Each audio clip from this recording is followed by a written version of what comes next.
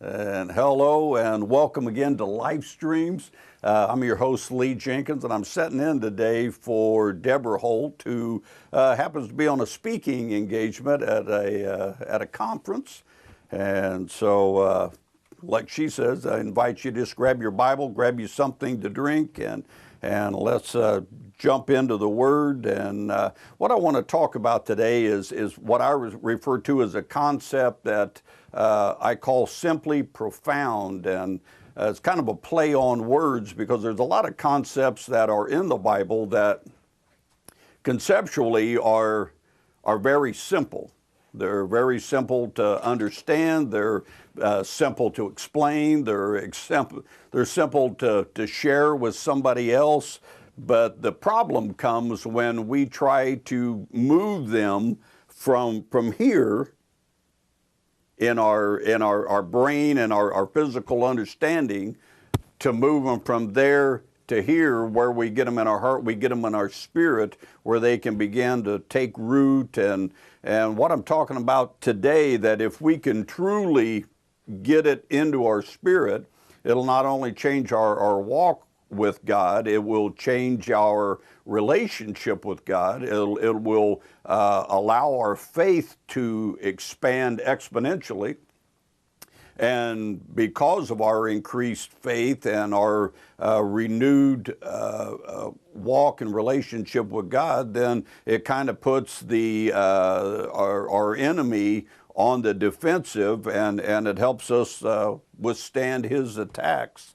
And so where I want us to go this morning, I want to go into the New Testament, and it's found in the book of Mark, and which is one of the Gospels, and we're looking at chapter 5. And the passage that I want to read this morning is a little bit long, so I'm going to read through part of it, and then some of it I may paraphrase and just kind of summarize. And so we're going to be starting in the book of Mark, chapter 5 and verse 21. And it says that Jesus got into the boat again and went back to the other side of the lake, where a large crowd gathered around him on the shore. And then a leader of a local synagogue, and now a synagogue is kind of like, I guess in terms that we can understand, it was kind of like a local church, that if you were a resident and you lived in Jerusalem and you were a Jew, you went to the temple.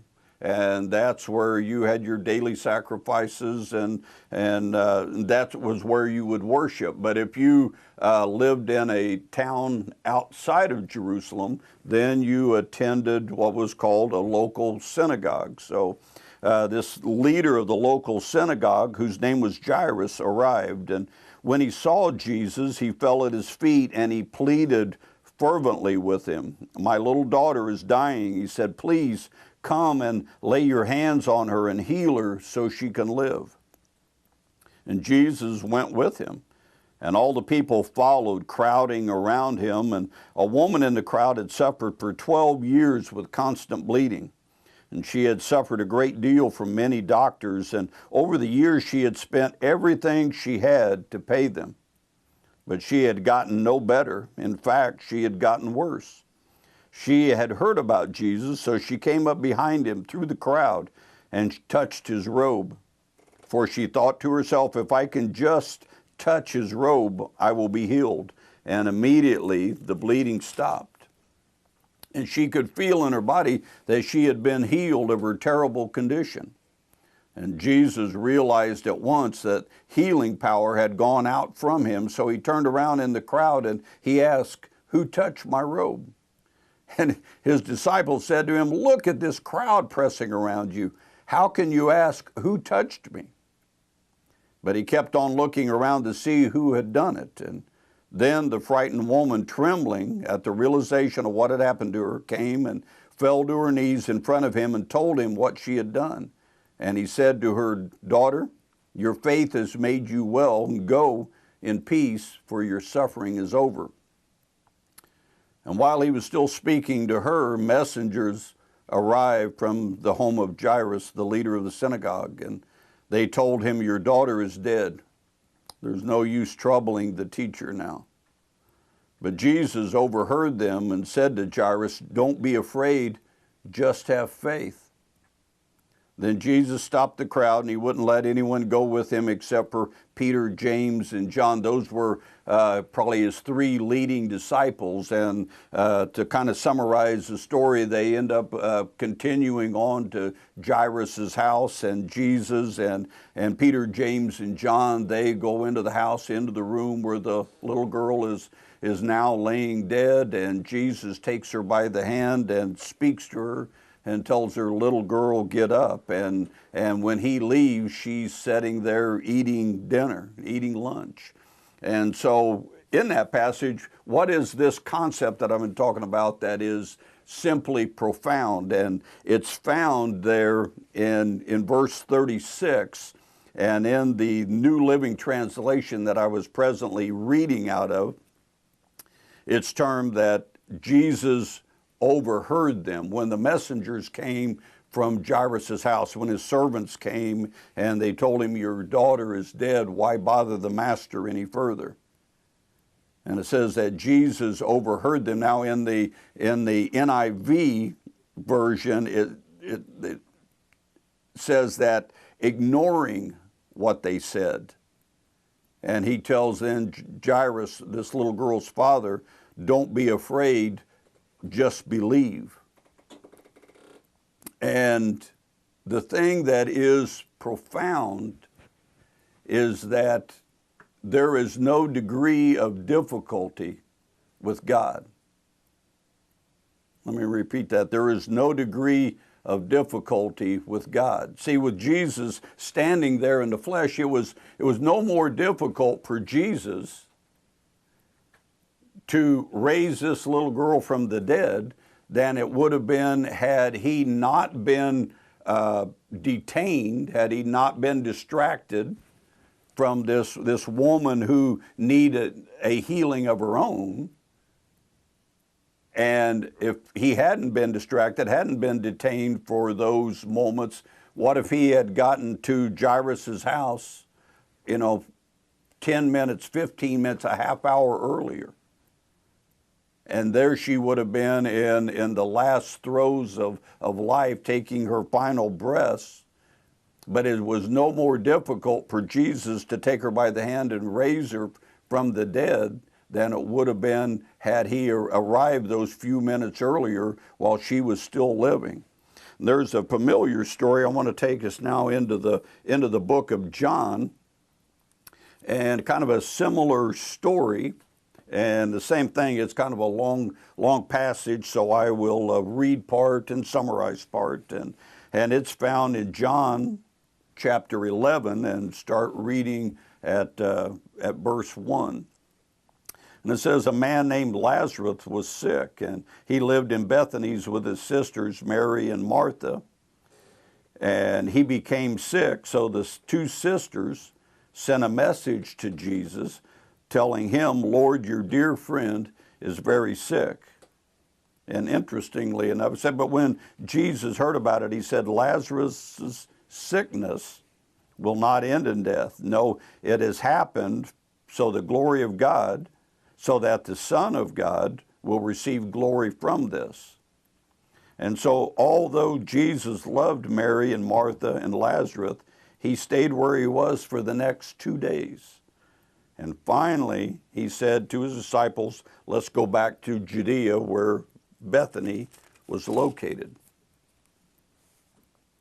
And when Jesus arrived in Bethany, starting in verse 17, when Jesus arrived at Bethany, he was told that Lazarus had already been in his grave for 4 days. And Bethany was only a few miles down the road from Jerusalem. And many of the people from Jerusalem had come to console Mary and Martha in their loss. And as Jesus was approaching, Martha left the house, and she ran out to where Jesus was approaching, and simply says to him, 'Lord, if only you had been here, my brother would not have died.' And a few moments later, her sister Mary leaves the house, and she comes out to where Jesus is approaching and says exactly the same thing. Lord, if only you had been here, my brother would not have died. And even in the crowd, they said that the people standing there as they watched Jesus well up with emotion, and it says that Jesus began to weep, and they said, see how much he loved him. But some even said, now, this man healed a blind man. Couldn't he have kept Lazarus from dying? So in this story of Lazarus, it's interesting that Jesus doesn't he doesn't demonstrate any sense of urgency at all. Now, we realize from what we read in the text that he understands the reason behind this sickness. He understands the reason that Lazarus is going to die, and he tarries in where he is at for 2 days and allows Lazarus to die. And he realizes that the purpose of that is that as he's going to raise him back from the dead, that he is going to be glorified in that, and it's going to be one more way that he can demonstrate to the Jewish people that he is who he says he is, that he is the Son of God, that he is the Messiah that's been promised. But a couple things that I want to notice out of both of these passages that we have just read is that God's timing may not be our timing. And we've seen in the first story that Jesus had every intention of responding to Jairus, to answering his prayer, and yet he was detained by this woman that was seeking her own healing. And we just read here in this story of Lazarus that for his purpose and God's purpose, that he remained where he was at for those 2 days. Now, you and I, we live in an instant world.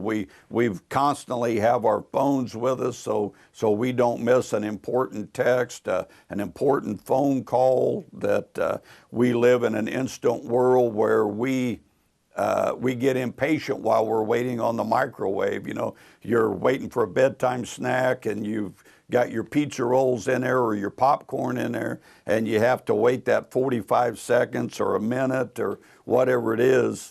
And we get impatient, and our spiritual life is kind of the same way.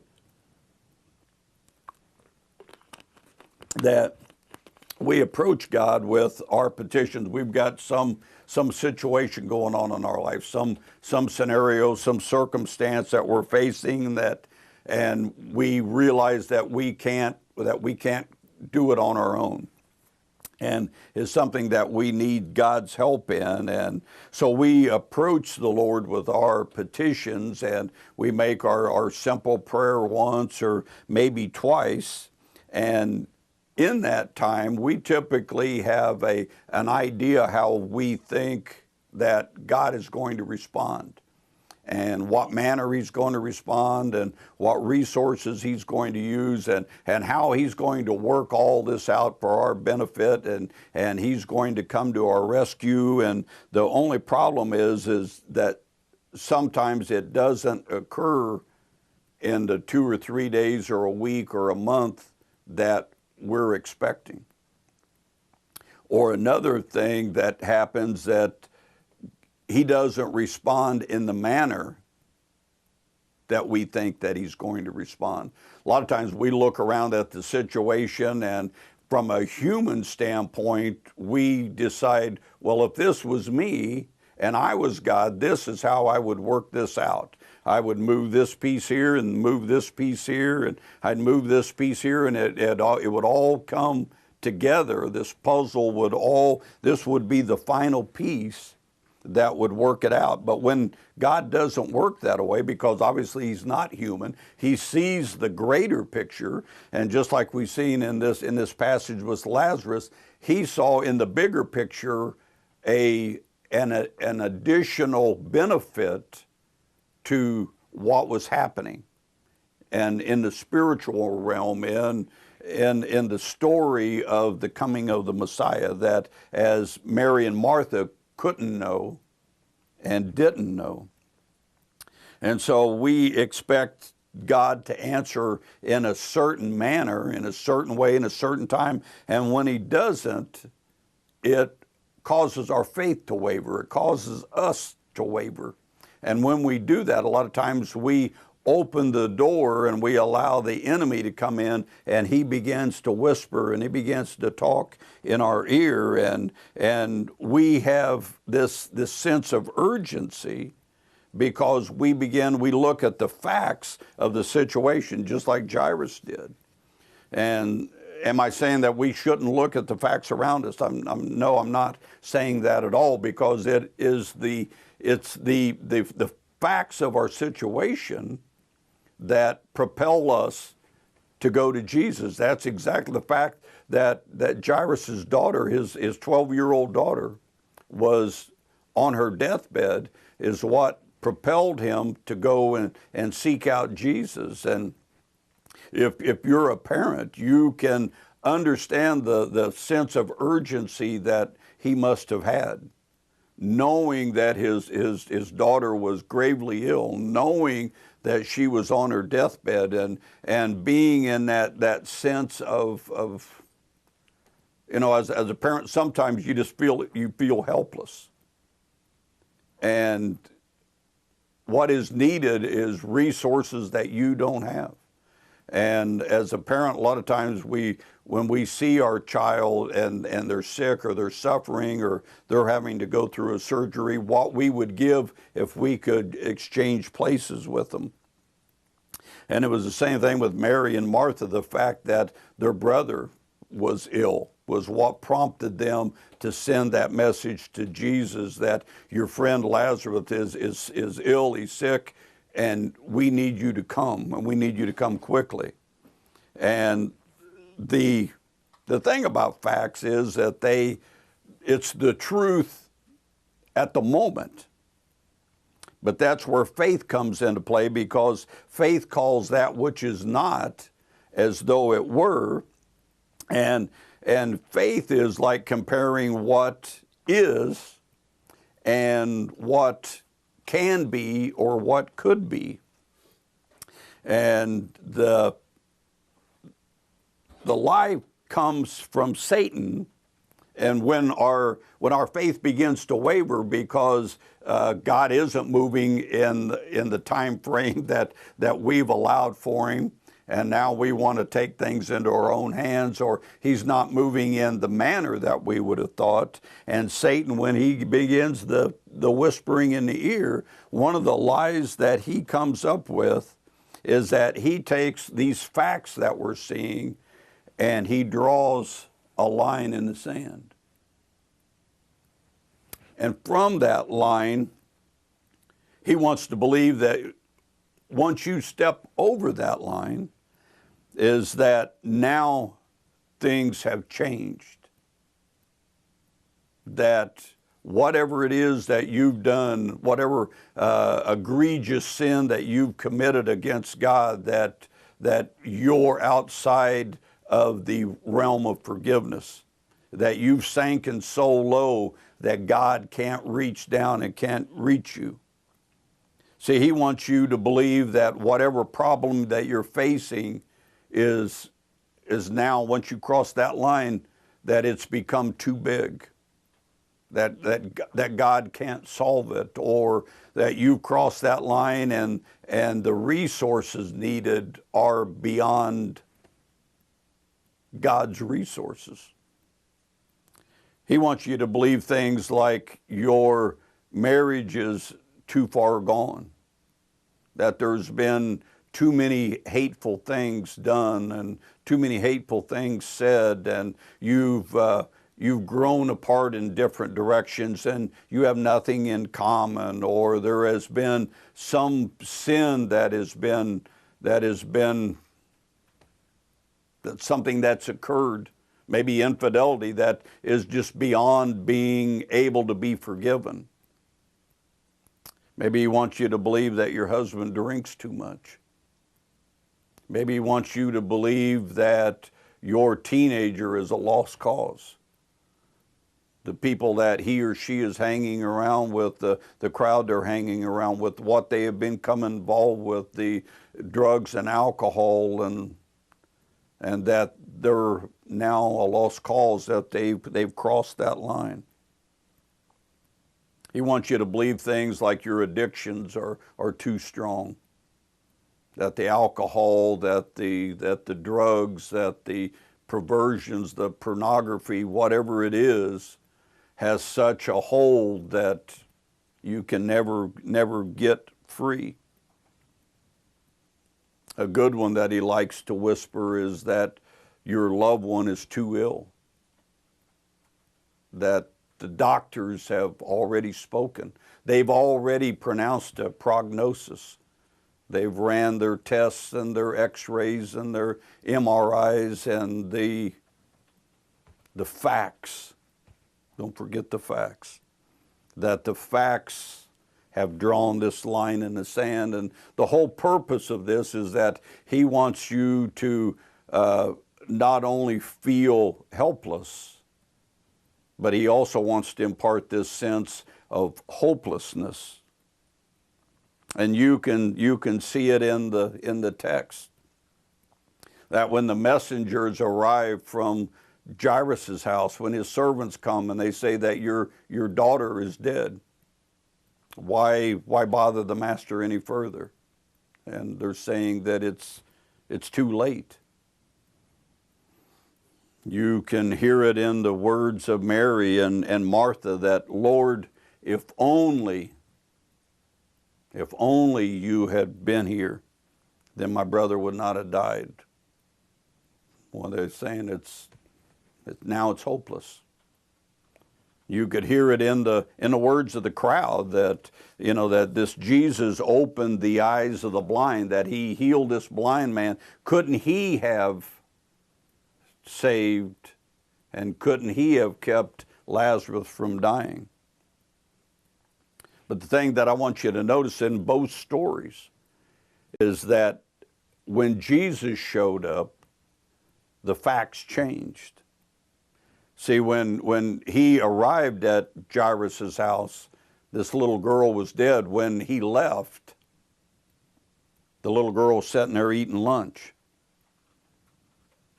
When he left Bethany, Lazarus, who was dead and who had been in the tomb for 4 days, and the Bible says that he was already smelling. But when Jesus left Bethany, Lazarus was alive. And in my years of being involved in ministry, my years of being a Christian, being a minister, I can attest to the many, many times that because Jesus showed up, somebody is no longer an alcoholic. I've seen and know people who, when in their teenage years, were heavily involved in drugs and alcohol and violence and gang activity, and now who are ministers and sharing the gospel, sharing the truth of a way out, sharing a truth of freedom because Jesus showed up. I've seen addicts that have been set free and they're not addicted any further. I have prayed for many, many people who, because of sickness, following surgery, perhaps an auto accident, that they're in the hospital. But I have to be honest with you this morning, that maybe I'm speaking to myself this morning, is that even though I have prayed many times for many people who were ill or hurting or in need of healing, not one time have I ever prayed for a dead person. Not one time have I ever prayed that God would reverse this condition. And it's interesting to note that in both of these stories that the line that is being drawn is a line of physical death, because we understand as humans that is the end.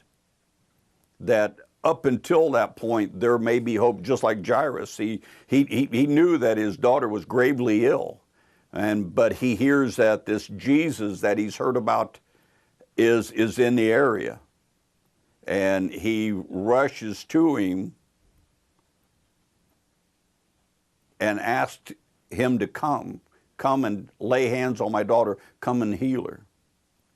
And we're the same way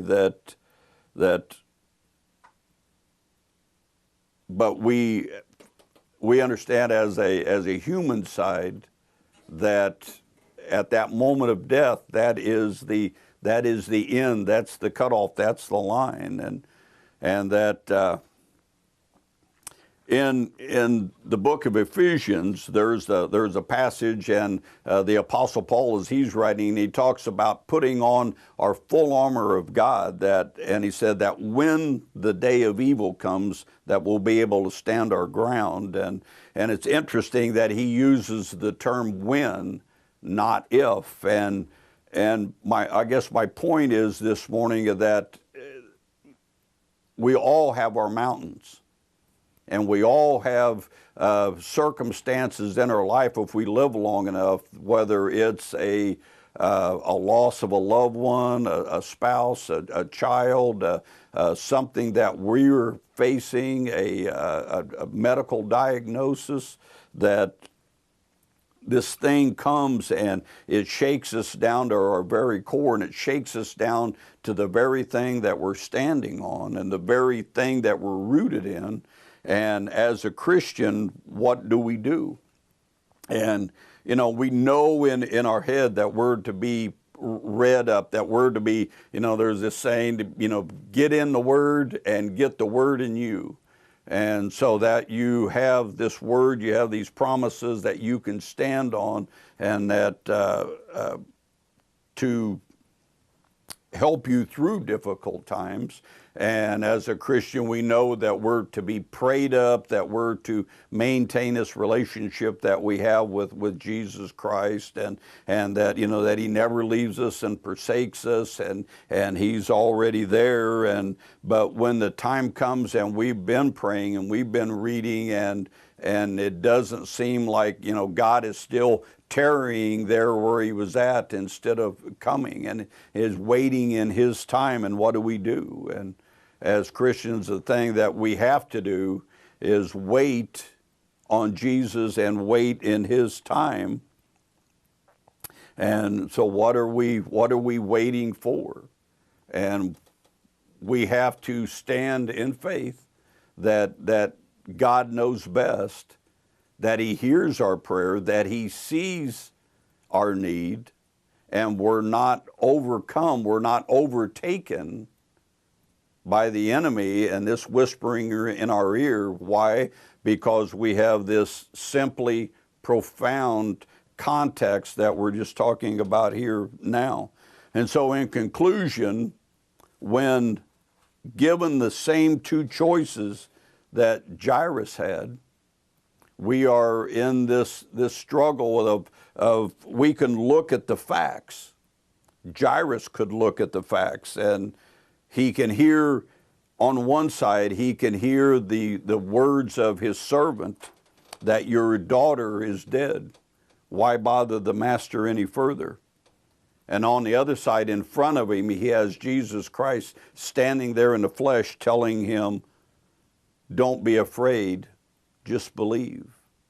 And so I'm here to encourage you this morning that, number one, if you have never began this journey with Jesus, and I just ask that you just ask Jesus to come into your heart, ask Him to forgive you of your sins, get in the Word, get the Word in you, get to a Bible-believing, Bible-preaching church, and begin to look for these concepts that are simply profound. Remember that Jesus can change the facts.